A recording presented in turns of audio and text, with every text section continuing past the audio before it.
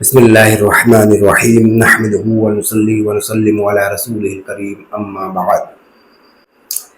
রাসূলুল্লাহ সাল্লাল্লাহু তাআলা আলাইহি ওয়াসাল্লামের উপর দরুদ পাঠ করার অনেক ফজিলত রয়েছে। একাধিক সহিহ হাদিসে রাসূলুল্লাহ সাল্লাল্লাহু তাআলা আলাইহি ওয়াসাল্লামের দরুদ পাঠ করার ব্যাপারে অনেক হাদিস এসেছে। আজ আমি রাসূলুল্লাহ সাল্লাল্লাহু আলাইহি ওয়াসাল্লামের ব্যাপারে রাসূলুল্লাহ সাল্লাল্লাহু আলাইহি ওয়াসাল্লামের উপর দরুদ পাঠ করার ব্যাপারে যে ফাজাইলগুলো রয়েছে সেই হাদিসগুলো নিয়ে ডিসকাস করবো ইনশাআল্লাহ তাআলা। প্রথমেই আমি যে হাদিসটি নিয়ে ডিসকাস করবো সেটি হচ্ছে সহিহ মুসলিমের হাদিস এবং হাদিসটি বর্ণনা করেছেন আবু হুরায়রা রাদিয়াল্লাহু তাআলা আনহু। তিনি বলেছেন যে রাসূলুল্লাহ সাল্লাল্লাহু আলাইহি ওয়াসাল্লাম বলেছেন, যে ব্যক্তি আমার উপর একবার দরুদ পাঠ করবে আল্লাহ তাআলা তার উপর 10 বার রহমত নাযিল করবে। সুবহানাল্লাহ। এরপরে যে হাদিসটি আমি ডিসকাস করবো সেটি হচ্ছে সুনান নাসাঈর হাদিস এবং এই হাদিসটি বর্ণনা করেছেন আনাস বিন মালিক রাদিয়াল্লাহু তাআলা আনহু। তিনি বর্ণনা করেছেন যে রাসূলুল্লাহ সাল্লাল্লাহু আলাইহি ওয়াসাল্লাম বলেছেন, যে ব্যক্তি আমার উপর একবার দরুদ পাঠ করবে আল্লাহ তাআলা তার উপর 10 বার রহমত নাযিল করবে এবং তার 10টি গুনাহ মাফ করে দিবেন এবং তার মার্তাবা, তার যে সম্মান, 10 দরজা, 10টি পর্যায়ে তার মর্যাদাকে বাড়িয়ে দেওয়া হবে। সুবহানাল্লাহ। এরপর দুরূদ শরীফের ফাজিলের ব্যাপারে যে হাদিসটি আমি নিয়ে এসেছি এটিও সুনান নিসাইর হাদিস। আর সুনান নিসাইতে এই হাদিসটি বর্ণনা করেছেন আবু তালহা রাদিয়াল্লাহু তাআলা আনহু।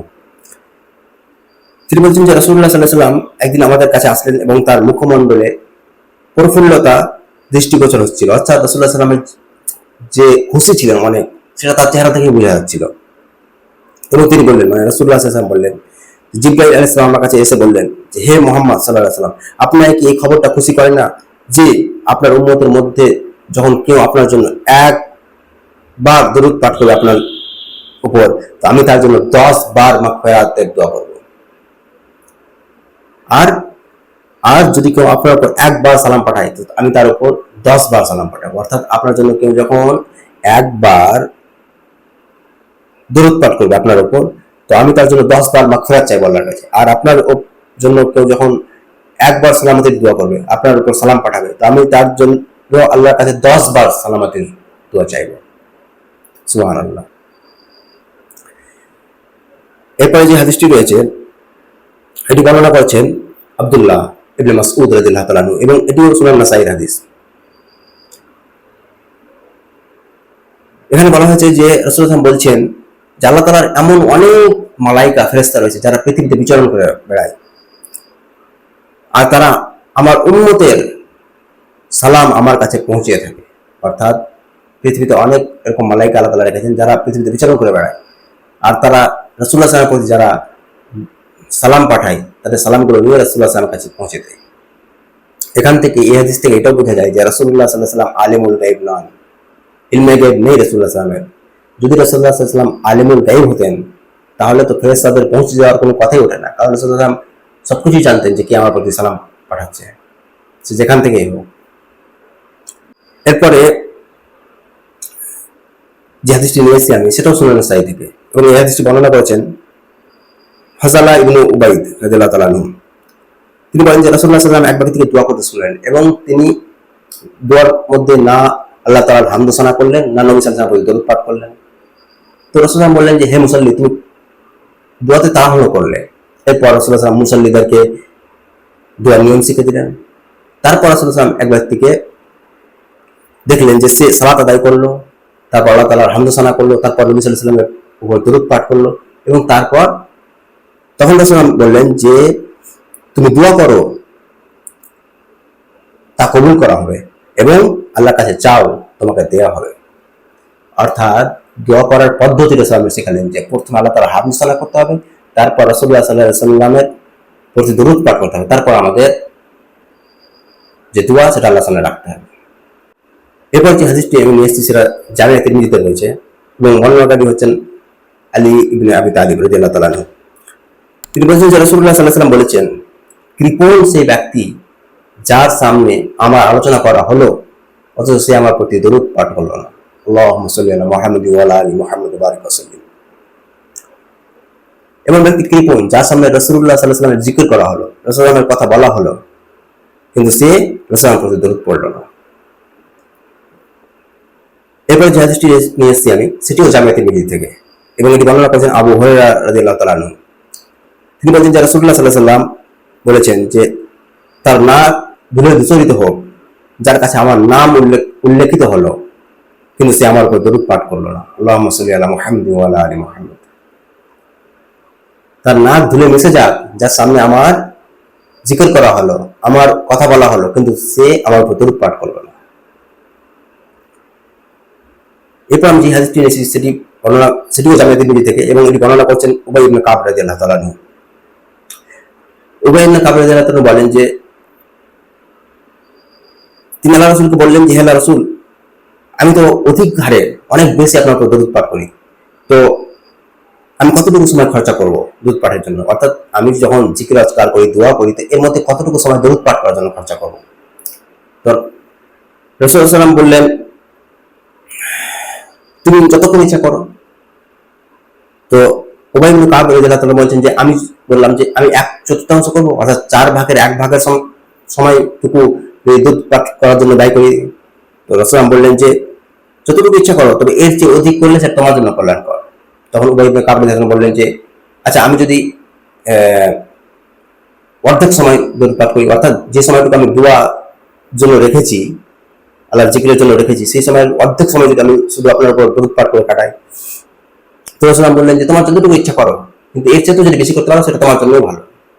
তখন উবাই ইবনে কাব রাদিয়াল্লাহু তাআলা বললেন যে রাসূলুল্লাহ, আমি যদি 2/3 অর্থাৎ 3 ভাগের 2 ভাগই যদি আপনার উপর দরুদ পাঠ করে কাটাই, তখন রাসূলুল্লাহ সাল্লাল্লাহু আলাইহি ওয়াসাল্লাম বললেন যে যতটুকু ইচ্ছা করো, কিন্তু যদি এর চাইতে বেশি করতে পারো তবে সেটা তোমার জন্যই কল্যাণকর।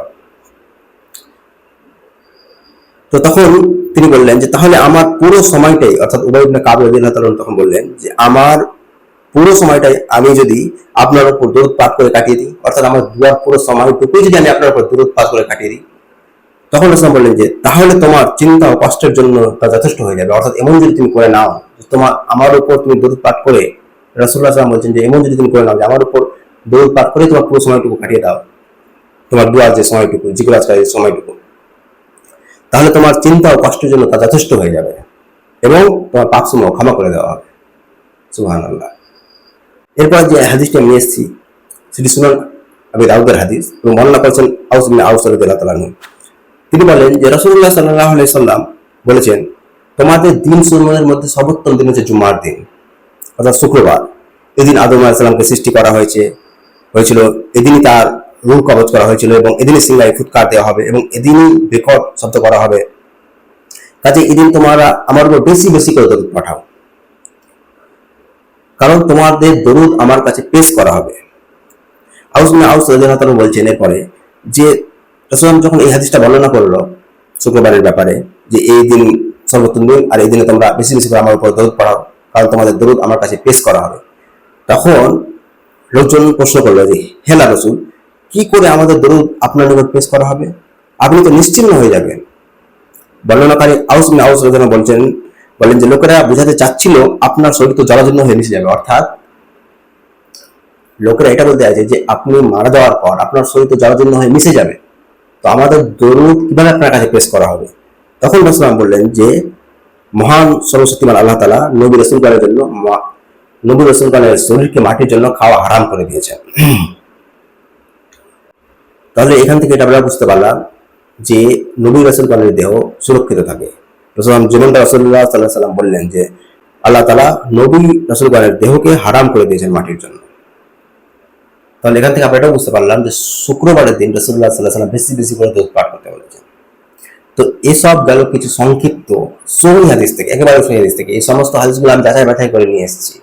এই হাদিসগুলো সহিহ হওয়ার ব্যাপারে আলহামদুলিল্লাহ সেরকম কোনো ইখতিলাফ নেই। এই গেল সেই সমস্ত হাদিস যেগুলো সে সমস্ত সহিহ হাদিস যেগুলো থেকে আমরা বুঝতে পারি যে দরুদ পাঠ করার ফজিলত কতটুকু, দরুদ আমাদের জীবনে কিভাবে বরকত নিয়ে আসতে পারে, আমাদের জীবনে কিভাবে পরিবর্তন করে দিতে পারে। দরুদ পাঠ করা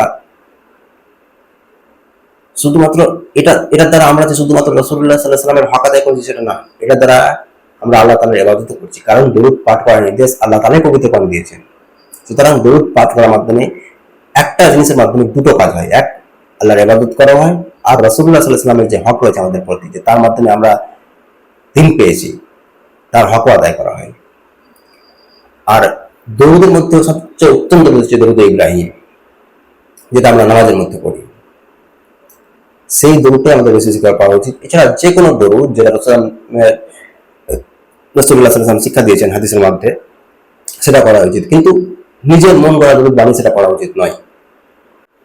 আর একটা কথা বলে রাখি যে আমাদের সমাজে, বিশেষ করে বারেলভি সমাজে এই জিনিসটা করা হয় যে দরুদ নিজে নিজের মন গড়া অনেক দরুদ বানিয়ে সেটা পড়া হয়, অথচ তাদের যে ইমাম রয়েছে আহমদ রেজা খান বারেলভি সাহেব, তিনিও এটা লিখেছেন সবচেয়ে উত্তম দরুদ হচ্ছে দরুদ ইব্রাহিম। তো আমাদের সে সমস্ত দরুদ পড়তে হবে যে দরুদগুলো সুন্নাত থেকে সাবিত রয়েছে, সহিহ হাদিস থেকে প্রমাণিত রয়েছে। আশা করি আমি যে জিনিসটা বোঝাতে চাইছিলাম সেটা বোঝাতে পেরেছি। ওয়াকির দাওয়ানা আলহামদুলিল্লাহি রাব্বিল আলামিন।